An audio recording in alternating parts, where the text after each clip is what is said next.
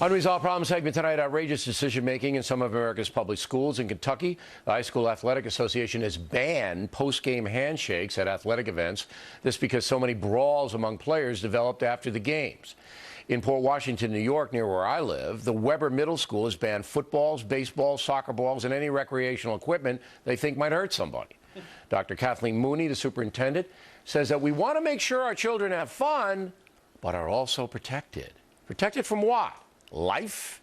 With us now, Bob Bowden, the executive director of Choice Media, an educational website. What the heck is really going on here? What's behind all this? I think there are two polar problems here, which both can be true at the same time. There can be what I call the Wussification of American schools. This means you have things like handshake bans happening, and you're talking about banning footballs, other schools that have banned peanut butter. In fact, even a suspension of a kid just earlier this month in Rhode Island who had a 2-inch keychain token. It's like a gun token on his keychain, 2 inches. Banned for 3 days, suspended for 3 days. And we see those stories all over where little kids, 7, 8, you know, they're pantomiming the shooting with the and finger. they're suspended. Indeed. But I'm not getting the big picture here. I taught at school, but it was in a private school, high school. All right.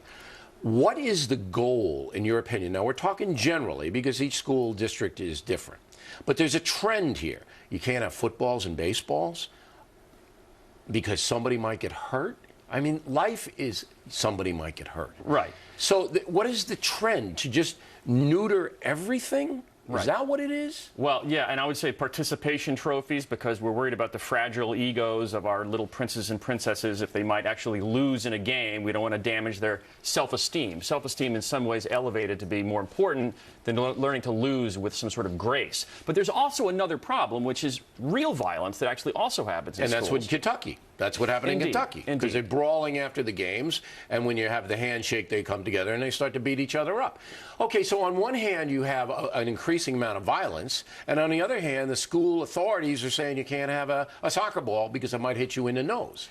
There doesn't seem to be any consistency here at all. I think part of it is an overreaction to the attention to bullying in schools, which was deserved, a conversation that needed to happen. But like many social trends, there are those who then take the pendulum too far in the other direction. But how are you bullying? You know, a football bullies you? A baseball bullies you? No, but this is just crazy stuff. No, but you had a girl last month in Florida who killed herself, a 12-year-old girl. But there is a real bullying, and the internet drives that now worse than it was when you and I were in school in the schoolyard, where at least you could fight back. But I'm not getting it, and maybe the viewers can help me out with some mail. What the prevailing wisdom is on the part of the superintendents. What do they want in their school? Do they want a bunch of zombies who just go in like this and never compete or never take a chance? Is that what they want? Well, they're afraid of lawsuits. Let's not forget that. Well, but the school boards have lawyers. They pay lawyers to defend. But they pay more when they lose cases or when they settle cases. You know, it was the same when we were in school. There were always lawsuits. Not as many as there are now. But I would also say, too, that the schools of education are playing a part here, too, where they're teaching prospective teachers, the teachers of tomorrow, a kind of philosophy of competition can be bad if it creates losers. Now that's interesting. So you believe in the nation's colleges that are training the teachers and administrators. The philosophy is touchy-feely, and the urchins need to be protected from everything. I would not call them bastions of capitalism, the defense of the philosophy of capitalism. Exactly. Or competition. Exactly. Right. Exactly. They don't want that. They don't want that. They want nurturing.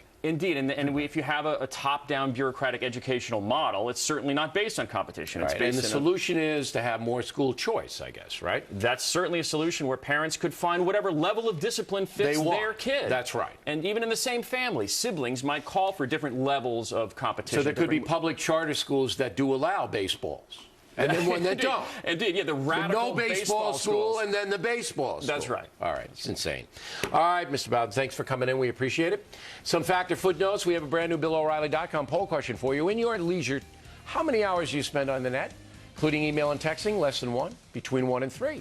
More than 3 hours. We'll give you the results on Monday.